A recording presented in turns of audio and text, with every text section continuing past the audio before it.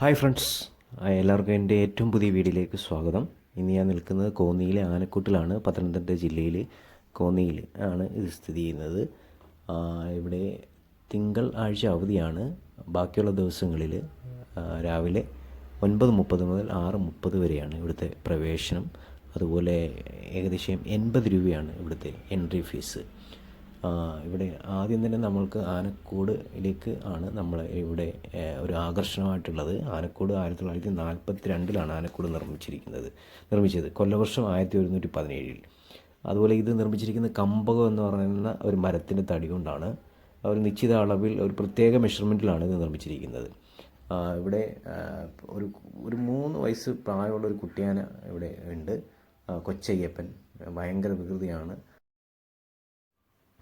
അടുത്ത ഇവിടുത്തെ പ്രധാന ആകർഷണം എന്ന് പറയുന്നത് ഇവിടുത്തെ മ്യൂസിയമാണ്. മ്യൂസിയത്തിനോടൊപ്പം തന്നെ ഇവിടെ ഒരു പാർക്കും സജ്ജീകരിച്ചിട്ടുണ്ട്.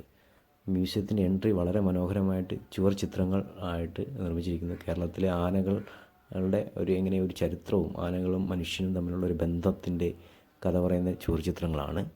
അതുപോലെ ആനയുടെ ഒരു എവല്യൂഷൻ, എങ്ങനെയാണ് ഇപ്പോൾ നമ്മൾ കാണുന്ന ആന എങ്ങനെ വന്നിരിക്കുന്നു, എങ്ങനെയാണ് അതിൻ്റെ പൂർവികമായിട്ടുള്ള ചരിത്രമൊക്കെ പറയുന്നുണ്ട്.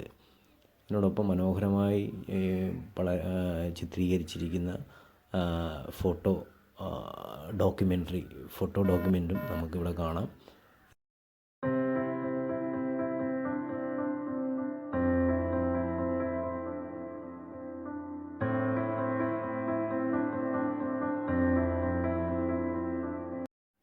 വാരിക്കുഴി വീഴ്ത്തിയും അല്ലാതെയൊക്കെ ആനയെ പിടിക്കുന്ന ഉപകരണങ്ങൾ, അവരുടെ ആയുധങ്ങളൊക്കെ ആണ് ഇവിടെ സജ്ജീകരിച്ചിരിക്കുന്നത്.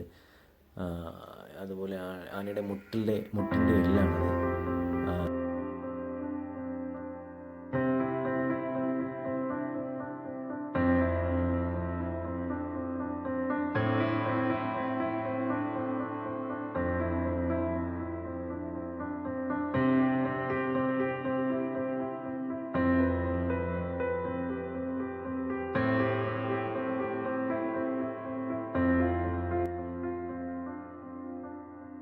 ഇവിടെയുള്ളൊരു 3D തിയേറ്ററാണ്. ഫിലിം ഡോക്യുമെൻ്ററികൾ, കാടുമായിട്ടൊക്കെ ബന്ധപ്പെട്ട ഫിലിം ഡോക്യുമെൻ്ററികൾ ചെറിയ സമയത്ത് ഇവിടെ പ്രദർശിപ്പിക്കും. ചെറിയ ഫീസും ഉണ്ട് ഇവിടെ സംരക്ഷിക്കുന്ന ആനകളെ പൊതുവെ പുറത്ത് ഇതിന് പരിചരിക്കാൻ കുറേ ആൾക്കാരുണ്ട്. അപ്പോൾ അതിൻ്റെ ഒരു സ്ഥലത്തേക്കാണ് ഞങ്ങൾ എത്തിപ്പെട്ടത്. അപ്പോൾ ഇവിടെ ഈവ, പ്രിയദർശിനി, മീന, കൃഷ്ണ, അങ്ങനെ കുറേ ആനകൾ, പിടിയാനകളും അതുപോലെ കൊമ്പനാനകളും ഉണ്ട്. അപ്പോൾ ഇവരെ രാവിലെ ഇവർക്ക് വേണ്ട ഭക്ഷണം കൊടുത്ത് ഇവരെ വ്യായാമം ചെയ്യിക്കുന്ന ഒരു പരിപാടിയൊക്കെ ഉണ്ട്. കാരണം മനുഷ്യന് ഉണ്ടാകുന്ന അസുഖം അതേപോലെ തന്നെ മൃഗങ്ങൾക്കും ഉണ്ടാകാം.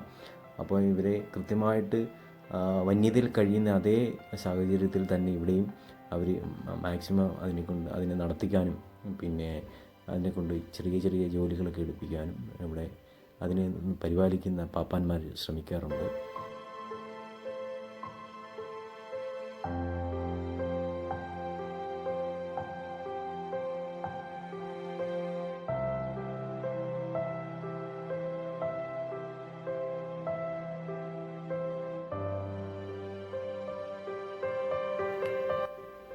ഇത് ഈവയും അതുപോലെ പ്രിയദർശിനിയുമാണ്.